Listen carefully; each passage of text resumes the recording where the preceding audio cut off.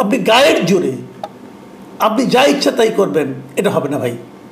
দেশে আইন শৃঙ্খলা প্রতিষ্ঠা করতে হবে। আমাদের স্বরাষ্ট্রমন্ত্রী সম্ভবত এখন ঘুমিয়ে আছেন, ওনাকে নিয়ে বেশি কিছু না বলাই ভালো।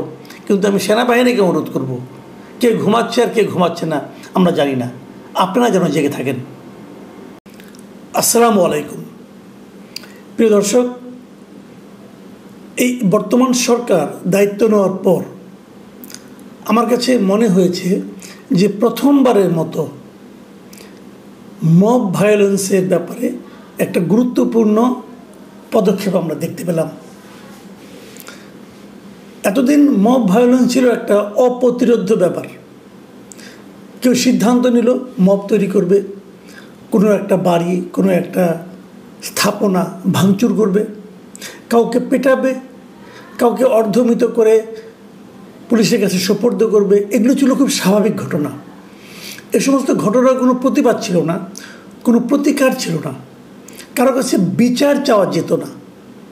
যে বিচার চাইতে যাবে তাকেই ট্যাগ লাগিয়ে দেওয়া হতো যে স্বৈরাচারের দোসর। এবং এটা খুব একটা সহজ কাজ ছিল। 2-3 জন ছেলে বলল যে ওইখানে স্বৈরাচারের দোসর একটা মিটিং করতেছে, অতএব ভাঙচুর করো, যে আগুন ধরিয়ে দেওয়া হলো। এগুলো আমরা বহুবার দেখেছি, ঢাকা শহরে দেখেছি, ঢাকার বাইরে দেখেছি। একজনের বাড়ি লুটপাট করা, আগুন ধরিয়ে দেওয়া কোনো ব্যাপার ছিল না। কেউ কোনো অ্যাকশন নিত না, বরঞ্চ কোনো প্রতিরোধ করতে এলে যারা প্রতিরোধ করতে এসেছে তাদের বিরুদ্ধে মামলা হতো। এক ভয়ঙ্কর অরাজকতা দেশ জুড়ে ছিল, চলছিল, চলতে দেওয়া হচ্ছিল। এবং সরকারের পক্ষ থেকে এদের ধরার ব্যাপারে যে কোনো একটা তোড়জোড় তা লক্ষ্য করিনি, বরং উল্টো দেখা গেছে এক ধরনের অসহায়ত্ব। ধরা যাচ্ছে না, কিছু বলা যাচ্ছে না, এ ধরনের কথাবার্তা। কিন্তু এই প্রথমবার আমরা দেখলাম কোথায়, রংপুরে দেখলাম যে মবের ব্যাপারে সেনাবাহিনী একটা খুবই গুরুত্বপূর্ণ পদক্ষেপ এবং কার্যকর একটা পদক্ষেপ নিয়েছে। আপনারা জানেন ঘটনাটা কবে ঘটেছে। ঘটনাটা গত বৃহস্পতিবার রাতে রংপুরে জাতীয় পার্টির চেয়ারম্যান জিএম কাদেরের বাড়িতে হামলা করা হয়। তার বাড়ির নাম হলো দ্য স্কাই ভিউ। সেখানে আচমকা হামলা, দরজা জানলা ভাঙচুর করা হয়। ওখানে একটা মোটর সাইকেল ছিল, তাতে আগুন ধরিয়ে দেওয়া হয়। এবং এই ঘটনাটা ঘোষণা দিয়ে কিন্তু হয়েছে তারা সেটা করবে। কেন জিএম কাদের রংপুরে এলো এটা নিয়ে তাদেরকে আসতে দেওয়া হবে না, এটা কোন আইনে পরে কেউ জানে না, কেউ কিছু বলতে পারবে না। জিএম কাদেরকে স্বৈরাচারের দোসর হিসেবে আখ্যায়িত করে তার বাড়িতে হামলাটা চালানো হলো। এর সঙ্গে বিএনপিও জড়িত ছিল বলে কেউ বলছে। বৈষম্য বিরোধী ছাত্র আন্দোলনে কিছু নেতা ছিল বলে বলা হচ্ছে। এখানে এটার একটা ভিডিও ফুটেজ পাওয়া গেছে। তো এই ভিডিও ফুটেজগুলো দেখে টেখে শনিবার দিন ওখানকার যে সেনাবাহিনী আছে সেই সেনাবাহিনী বৈষম্য বিরোধী ছাত্র আন্দোলনের 2 নেতাকে, মহানগরের আহ্বায়ক ইমতিয়াজ আহমেদ ইমতি এবং জেলা আহ্বায়ক ইমরান আহমেদকে পায়রা চত্বরে ডেকে নিয়ে তাকে জিজ্ঞাসাবাদ করে যে কেন এই ঘটনাটা ঘটলো, কে ঘটিয়েছে, এগুলো জিজ্ঞাসাবাদ করে। এই কথা শুনে আবার রাত 1:30টার দিকে নাগরিক পার্টি এনসিপির উত্তরাঞ্চলের যে মুখ্য সংগঠক সার্জিস আলম উনি নিজেই ঘটনাস্থলে হাজির হন। এবং তখন হাজির হলে তাদেরকে ওই ভিডিওর ছবিগুলি দেখিয়ে সেনাবাহিনী বলে যারা এই কাজগুলি করেছে তাদের ধরিয়ে দেওয়ার ক্ষেত্রে আপনারা সহযোগিতা করেন। এরপর শুক্র এবং শনিবার 2 দিনই থানায় কোনো মামলা হয়নি। মামলা করতে 2 পক্ষই গিয়েছিল। জাতীয় পার্টি গিয়েছিল, তারা ওই ছাত্রদের কয়েকজনকে আসামি করে মামলা করতে চেয়েছিল, থানা মামলা নেয়নি। উল্টো আবার ছাত্রদের বৈষম্যবিরোধী আন্দোলন যারা আছে তারাও আবার জাতীয় পার্টির মূল নেতা জিএম কাদের, ওখানকার মেয়র যে সাবেক মেয়র, এদের সবাইকে আসামি করে তারাও একটা মামলা করতে গিয়েছিল, সেই মামলাও নেওয়া হয়নি। রবিবার দিন অবশ্য 2 দিন পর, ঘটনা 2 দিন পর 2 পক্ষের মামলায় পুলিশ নিয়েছে। আচ্ছা, এই যে নিল, তারপর কি দেখলাম আমরা? রবিবার দিন সন্ধ্যায় একটা জিনিস আমরা লক্ষ্য করলাম, সেটা হলো সার্জিস আলম একটা ফেসবুকে স্ট্যাটাস দিল, বিশাল একটা স্ট্যাটাস। সেই স্ট্যাটাসের শিরোনাম কি? রংপুর ও আওয়ামী লীগের বি টিম জাতীয় পার্টি ইস্যু। মানে পুরো ঘটনাটাকে সে তার মতো করে বর্ণনা করে সে ফেসবুকে একটা স্ট্যাটাস দিল। এবং সেই স্ট্যাটাসে কিন্তু উনি উনাদের কর্মকাণ্ডের এক ধরনের সাফাই গাওয়া শুরু করলেন। এবং এক পর্যায়ে তিনি বললেন, তিনি যা লিখেছেন, লেখাটা আপনারা শুনুন উনি কী বললেন। উনি বললেন, জিএম কাদেরের বাড়ির পুরনো বাইক আর সামান্য আগুন নিয়ে যাদের এত চিন্তা, তারা বিগত 9 মাসে আওয়ামী সন্ত্রাসী খুনিদের ধরতে কয়েকটা অভিযান চালিয়েছে, কতজনকে গ্রেপ্তার করেছে। এই যে কথাটা উনি লিখলেন, এই লেখাটার মূল লক্ষ্যটাকে সেনাবাহিনী, মানে যে সেনাবাহিনী ওই ঘটনার দায়ী ব্যক্তিদের ধরার জন্য ভিডিও ছবি দেখিয়ে তাদের কাছে সাহায্য চেয়েছেন এবং আগের রাতে যাদের সঙ্গে সাজিদ আলম দেখা করেছেন, কথা বলেছেন, তাদেরকে উদ্দেশ্য করে কিন্তু সাজিদ আলমের এই লেখা। তার মানে সেনাবাহিনী যে ওই লোকজনকে ধরতে চেয়েছেন, এটা সাজিদ আলমের পছন্দ হয়নি। উল্টো উনি বলছেন যে জিএম কাদেরের বাড়িতে এই সামান্য আগুন, মানে একটা বাইক কিন্তু পড়ে গেছে, কিন্তু সামান্য আগুন তার কাছে মনে হয়েছে, এই সামান্য আগুনের জন্য ওনারা আসামি ধরতে চাচ্ছেন। এরা এতদিন কিছু করেন নাই কেন? তার মানে এতদিন কিছু করেননি, মানে সাজিদ আলমের অভিযোগ যদি সত্য হয়, তাহলে কি উনি পরে আর কিছু করতে পারবেন না? এই জায়গাটাতেই কিন্তু সাজিদ আলমের এই বক্তব্যটা আমার কাছে খুবই খুবই আপত্তিকর মনে হয়েছে।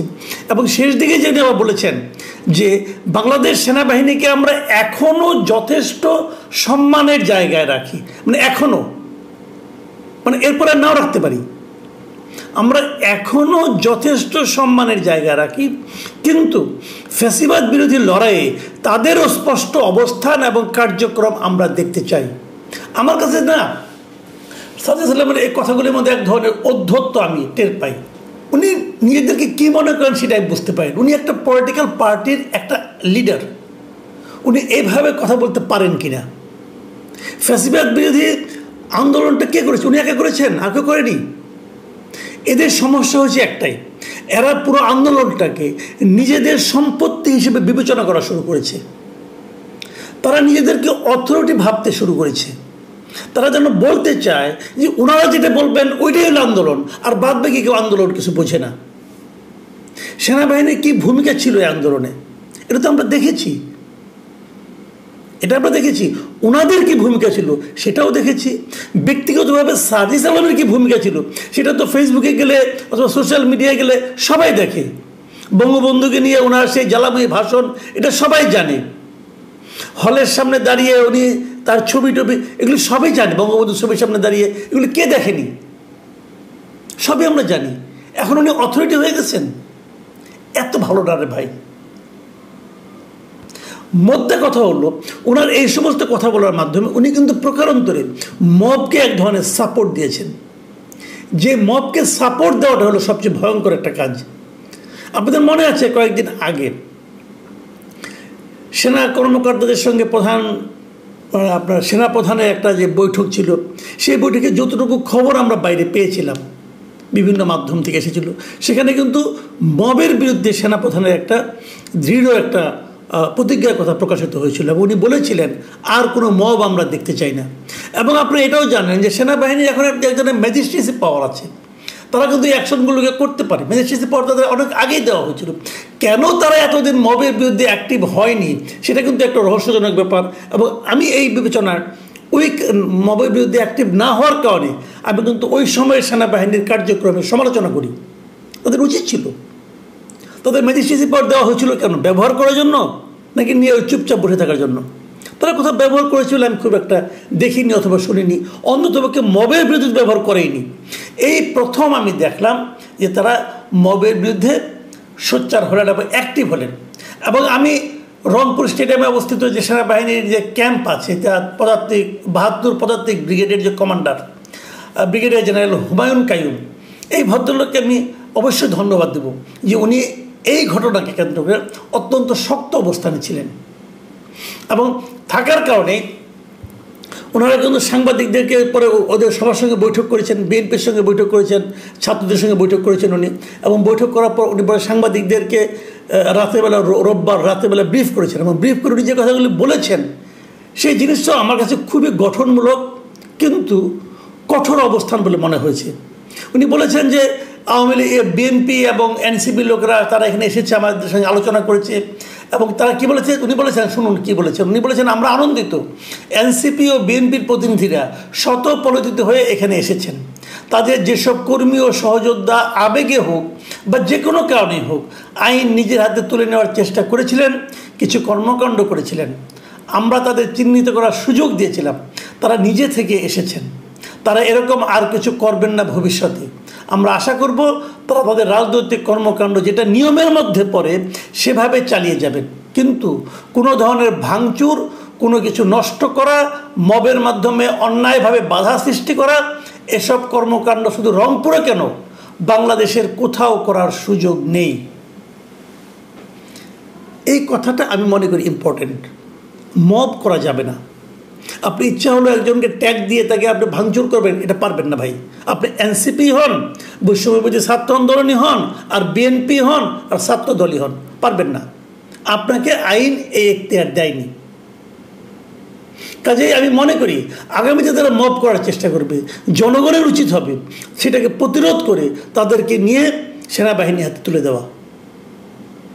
এবং সেনাবাহিনী এই ভূমিকা কেবল রংপুরেই নয়, কেবল ৭২ পদাতিক ব্রিগেডেই নয়, আমি অন্যান্য সকল জায়গায় যেখানে যেখানে সেনাবাহিনী আছে তাদের কাছ থেকে আমরা এ ধরনের কঠোর অবস্থান দেখতে চাই। আমি মনে করি ভাই আগামীতে একটা নির্বাচন হতে পারে, নির্বাচনে যে ইলেকশনে জিতবে সে জিতবে, কোনো সমস্যা নেই, জনগণ যাকে ভোট দেবে তারা ক্ষমতায় আসবে, এটা নিয়ে আমার কোনো আপত্তি নেই। কিন্তু তার আগে আপনি গায়ের জোরে আপনি যা ইচ্ছা তাই করবেন, এটা হবে না ভাই। দেশে আইন শৃঙ্খলা প্রতিষ্ঠা করতে হবে। আমাদের স্বরাষ্ট্রমন্ত্রী সম্ভবত এখন ঘুমিয়ে আছেন, ওনাকে নিয়ে বেশি কিছু না বলাই ভালো, কিন্তু আমি সেনাবাহিনীকে অনুরোধ করব, কে ঘুমাচ্ছে আর কে ঘুমাচ্ছে না আমরা জানি না, আপনারা যেন জেগে থাকেন।